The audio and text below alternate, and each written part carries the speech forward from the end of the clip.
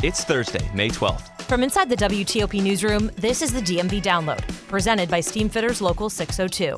Learn how Steamfitters can benefit your business at steamfitters-602.org.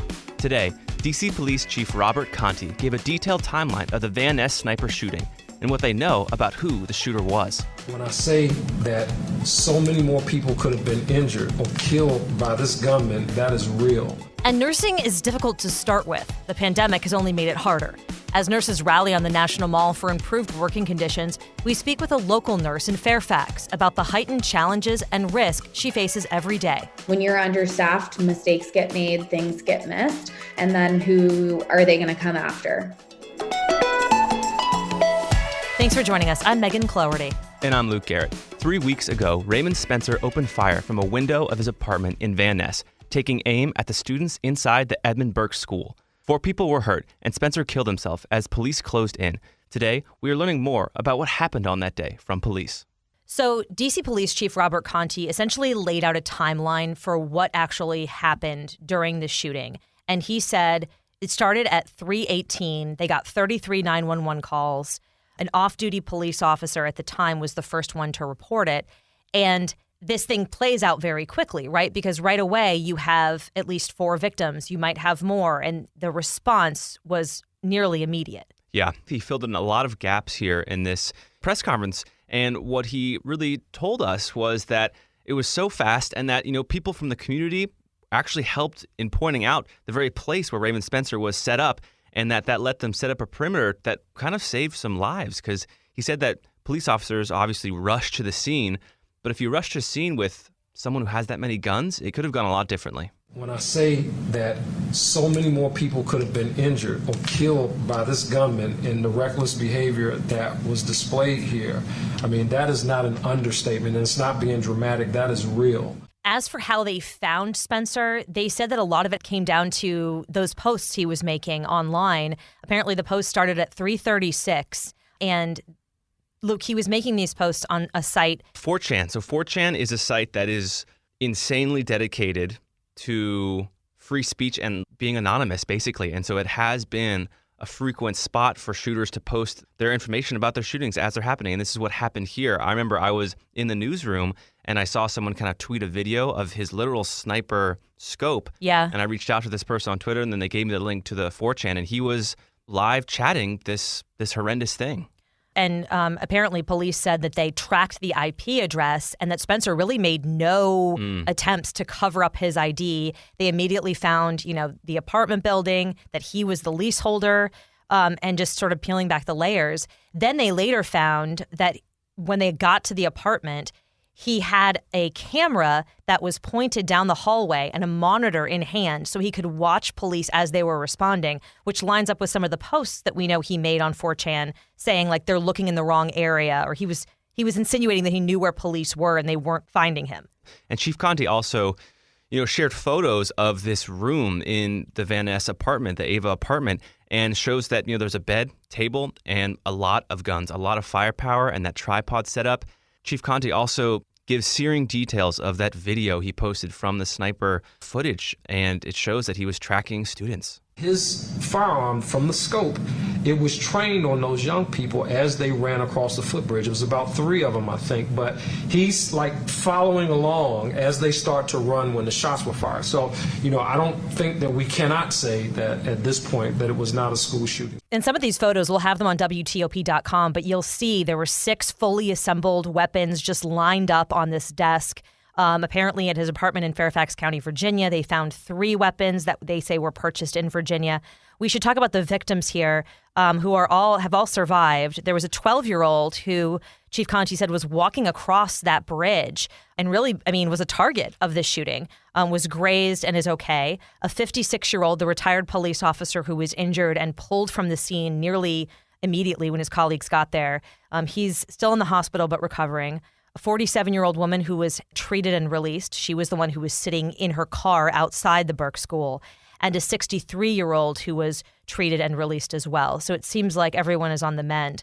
And Chief Conti paid special attention to the fact that the 2nd D Watch Commander, made a life and death decision to go in to that danger zone and pull out that 56-year-old man. He spoke to, again, the life and death situation here, that people did risk their lives to save people on that day. They picked this officer up and they carried him from the scene where he was shot to the location of a waiting ambulance. Now to the investigation. We heard from Detective Joshua Branson, who said, surprisingly, they don't have Raymond Spencer's cell phone yet. They have never found it. They've gotten access to his call records. Conti said they know the last thing he ate because they have some of his financial records, but not all of them.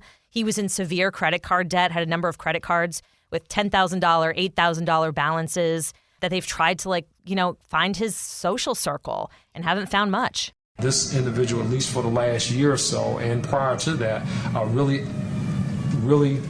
defines a loner in my view. I mean, they said he dropped off the map. I think they even used the phrase, he went off the grid about a year ago and lost contact with family and friends. And it's making this investigation, troublesome and difficult to follow.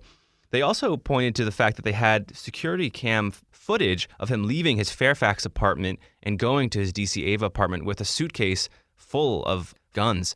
The last question, I think, is the most obvious that everyone has is, why did he do this? And police just simply said, we don't know. When I have to look a parent in the face, try to answer the question for them, like, Chief, is it safe to send my kid back to school? Do we know why? And I wish I could tell them I knew exactly why, but I honestly, I don't know that answer yet. I mean, as far as we can tell, they haven't found any kind of manifesto or statement. And Conti said, I know he was manipulating the Wikipedia page of the Edmund Burke School during the shooting.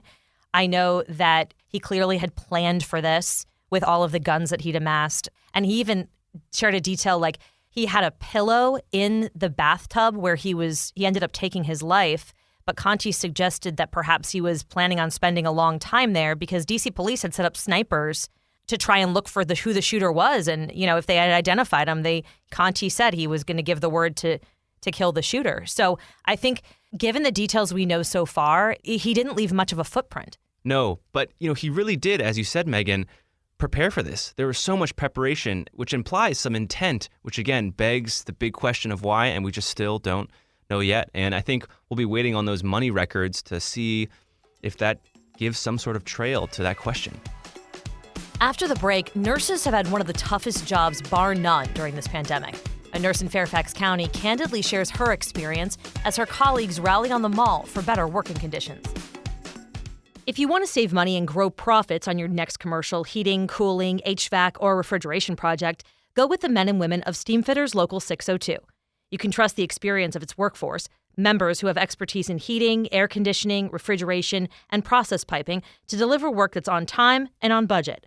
For a partner you can trust who's mutually focused on your bottom line and to schedule, contact Steamfitters Local 602 at steamfitters-602.org.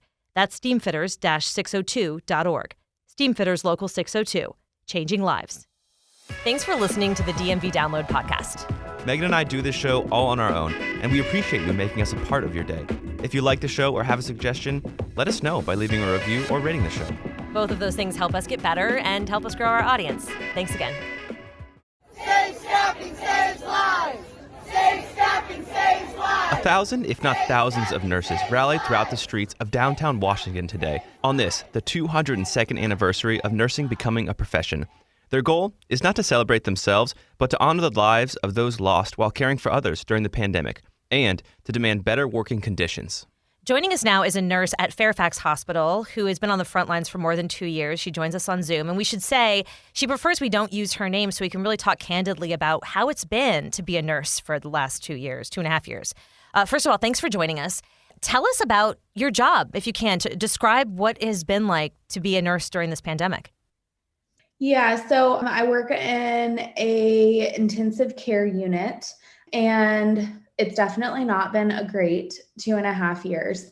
The beginning was pretty scary from like a PPE perspective, where that was really lacking. I think the scariest part kind of about all of it is that it was, like nurses were panicking everywhere, like myself included.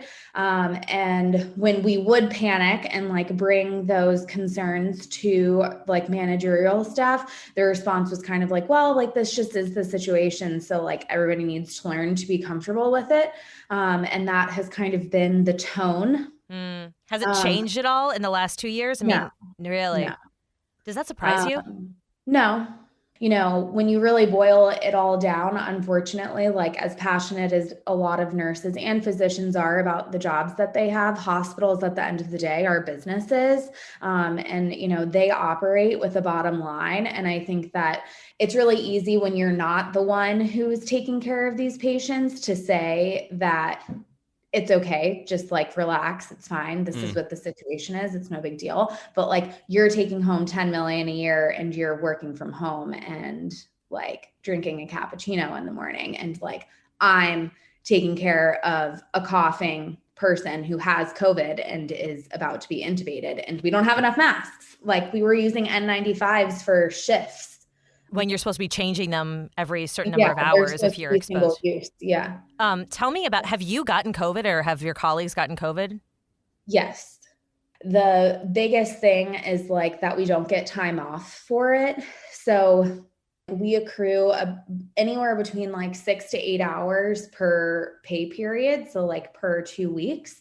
But for us, like one day of work is 12 hours. So you basically accrue one shift a month. So that's like 12 shifts in a year. But then we have to use that for like any other sick time, vacation, if we have a family emergency. And also like this is never talked about, but like sometimes if the census and your unit is low, you can be put on call or get canceled. And being an hourly paid employee, if you don't work, you don't get paid. It just puts us in a situation where like I had to make a decision that I wasn't okay with either way, which was like me going to work and potentially getting somebody else sick because I want to take my vacation in June because I'm burnt out, And it really sounds like, these problems have started 2.5 years ago, but they're still here today. And I think, right now there's a sense, the pandemic's kind of like easing. But would you say that these issues and these problems are still pretty current and still pretty now? Yeah, they're very current. Nobody is happy. Okay, so like many frontline professions, staffing has been a major concern when it comes to nursing. And obviously that trickles down and affects the quality of care that some people get when they go to the hospital. What has it been like working consistently without, as much staffing as ideally the hospital would want? And what does that mean for patients? It's pretty scary. I think especially like in light of all that happened with the nurse at Vanderbilt, nurses are very quickly becoming like more and more culpable, like we're just this like really easy scapegoat to blame everything on. So that kind of like goes hand in hand with the fear of being understaffed, because when you're understaffed, mistakes get made, things get missed. And then who are they going to come after when a mistake is made? So you don't feel protected. You don't feel like the hospital has your back. No, there's nothing more discouraging when you're looking at staffing at like 9 p.m. because I work at night. And I'm realizing I'm like, okay, well, if nothing changes and we don't get any more patients overnight, we're down like 4 nurses. And then it's like you text your boss being like, hey, just a heads up, we're down 4 nurses tomorrow. And the response that you get is, I'm aware. And can you talk a little bit about just like the mental strain? I think we've talked about the physical danger that, this work environment kind of brings to nurses and you. But what about the mental strain? I mean, it must be really difficult to square all that you're seeing every day and then also, maybe the lack of support. The unfortunate part about it is like being a nurse is mentally difficult with or without a pandemic. Like the things that I see at work are like extraterrestrial. They're terrible. But I had such bad anxiety about going to work when COVID first started. It was like I would feel nauseous when I would like pull into the parking garage because it was just such an unknown. It's like, okay, well, are we going to have enough masks today? Or like, are they going to tell us that we should have brought our bandanas? Like, you don't know who you're going to take care of or, and at the early stages of COVID, it was like, we treated pretty much everybody as if they had it. And so it was kind of that like scary, like, oh, like, you think it's fine because this patient isn't symptomatic, and you kind of let your guard down a little bit. And then 24 hours later, they test positive, and you just kind of live in this like limbo. I was going to ask you, another reason for the rally on the mall is that, nurses want better working conditions. And I think there's been an evolution of what that means. So in the very beginning of the pandemic, it was more PPE. Now it might be more about that time off that you were mentioning. But what would you like to see change that you think would translate really across the region, not just specifically at your hospital? I think that our rates should be higher. There's the huge discussion about travel nursing, right? Where it's like everybody wants to leave the bedside to go make, $150 an hour someplace else. And sometimes that can just be across the river. It's like I had a girlfriend who left and went and worked in DC and was making like quadruple what she was making at my hospital. And, paid off her student loans. And, it's life-changing money, but it does kind of beg the question, the people who stick with you and like stay with you for years, like there's no reward. Like they try and act like the reward is, oh, wow, like once you've been there for 10 years, you accrue 8 hours of PTO a pay period and not 6. Like that's not incentive to stay. Like, so you're telling me that people who have been nurses for 15, 20 years, when there's already a movement to leave the bedside and become a nurse practitioner or a CRNA and all of the higher paying advanced practice jobs that exist, that like that nurse shouldn't be, it's really kind of chilling when you think about like, here I am, I'm 5 years in, and like, there's maybe a $5,000 to $6,000 difference in what I make versus somebody who has 4 times my experience. Like it does not pay to be an experienced nurse. Like it is a great profession to enter as a young professional because you make a lot of money, like as a inexperienced person, as opposed to a lot of other professions out there, but you don't get paid to stick around. Their loyalty isn't rewarded, is what you're saying. Yeah, it's not rewarded. And it kind of contributes to the burnout and like why people want to get out. And so finally, after experiencing all these things of the past 2.5 years, has it made you rethink being a nurse? Are you burnt out? Yes. I'm definitely burnt out. I think, and it's very unfortunate because there are so many parts of nursing that are not ideal that going in, right? Like, you're going to have to work at night, you're going to have to work holidays and spend time around family. But I think that all of these like systematic issues that exist within hospital systems is not COVID. They've always been there. We've always been understaffed. There's really not a nursing shortage, but there's a shortage of hospitals paying nurses what they want to get paid, which is why travel nursing exists. And so all of these institutions are kind of using COVID as their scapegoat of like, oh, like things are only bad now because of the pandemic. But like the reality of it is like, it's just a convenient way for them to blame, their antics on this thing that is out of their control. In your mind, is the nursing system broken? Yeah, for sure.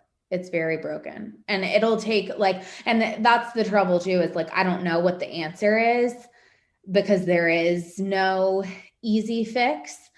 But everybody should be scared because everybody needs a nurse at some point in their life, unfortunately. And you never know when it's going to be. Well, thank you for joining us and just being so honest about your experience. A nurse at Inova Fairfax Hospital who's, been in it for 2.5 years plus. So we appreciate what you do. Thank you. And we thank you for your time. Joining us now is Terry Feely, Chief People Officer at Inova Fairfax. And Terry, we just spoke with a nurse at Inova, and she feels like Inova doesn't have her back. So my question to you is Inova doing enough to support nurses when they've been having such a hard time? I will tell you that healthcare is, it's in crisis. And I understand how she feels, and I understand how all of our nurses feel. They are tired, they're burnt out. But we believe we are doing as much as we possibly can. And it's really based on the feedback that we get directly from them.